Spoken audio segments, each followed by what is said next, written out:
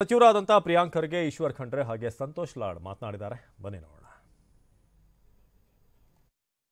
ನೋಡಿ, ಅದ್ರ ಬಗ್ಗೆನೂ ಈಗಾಗಲೇ ಬೆಳಿಗ್ಗೆ ಚರ್ಚೆ ಮಾಡಿದೀನಿ. ಅಂತದ್ ಏನಾದ್ರು ಇದ್ರೆ ಕೊಡ್ಲಿ. ಎಲ್ಲಾ ಮಂತ್ರಿಗಳು ಕೂಡ ಹೇಳಿದ್ದಾರೆ, ಅಂತದ್ ಏನಾದ್ರು ಇದ್ರೆ ನಾವೇ ರಾಜೀನಾಮೆ ಕೊಡ್ತೀನಿ ಅಂದ್ಬಿಟ್ಟು ಬೋಸರಾಜು ಅವರು ಕೂಡ ಹೇಳಿದ್ದಾರೆ, ಮತ್ತೆ ಬೇರೆ ಮಂತ್ರಿಗಳು ಕೂಡ ಹೇಳಿದ್ದಾರೆ.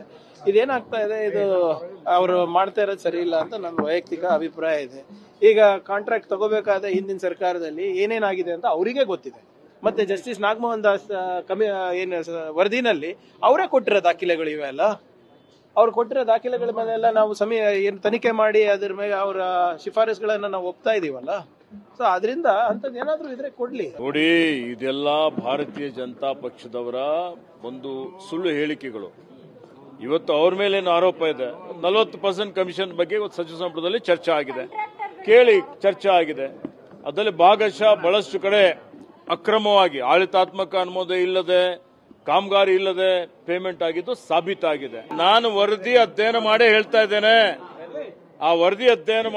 ಇದ್ದೇನೆ, ಆಡಳಿತಾತ್ಮಕ ಅನುಮೋದನೆ ಇಲ್ಲದೆ ಕಾಮಗಾರಿ ಮಾಡದೆ ಹಣ ಪಾವತಿಯಾಗಿದೆ ಅನ್ನುವಂಥದ್ದು ನಾಗಮೋಹನ್ ದಾಸ್ ವರದಿಯವರು ದೃಢಪಡಿಸಿದ್ದಾರೆ.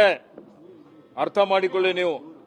ಹೀಗಾಗಿ ಇದೆಲ್ಲದರಿಂದ ಆತಂಕಕ್ಕೆ ಒಳಗಾಗಿ ಹತಾಶ ಮನೋಭಾವನೆಯಿಂದ ಬಿಜೆಪಿಯವರು ಸುಳ್ಳು ಆರೋಪ ಮಾಡ್ತಾ ಇದ್ದಾರೆ. ನೋಡಿ, ಗುತ್ತಿಗೆದಾರರು ಏನೋ ನಮಗೆ ಆರೋಪ ಮಾಡಿದ್ದಾರೆ.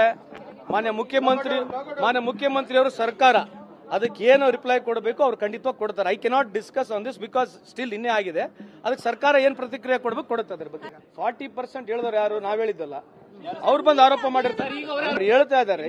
ಅಲ್ಲ, ಇದ್ರ ಬಗ್ಗೆ ಖಂಡಿತವಾಗ್ಲಿ ಸರ್ಕಾರ ಕ್ರಮ ತಗೊಳುತ್ತೆ. 40% ನಾವ್ ಹೇಳಿಲ್ಲ, ಅದು ಹೇಳಿದ್ದು 40% ನೀವ್ ಹೇಳಿದ್ರಿ ಅಂತ ಹೇಳಿದ್ರು. 40% ನಾವ್ ಹೇಳಿರ್ತಕ್ಕಂಥದ್ದಲ್ಲ. ಈಗ ನಮ್ಮೆಲ್ಲ ಆರೋಪ ಮಾಡಿರ್ತಕ್ಕಂಥದ್ದು ಅವರೇ ಇದ್ದಾರೆ. ಅದ್ರ ಬಗ್ಗೆ ಸರ್ಕಾರ ಕ್ರಮ ತಗೊಳುತ್ತೆ.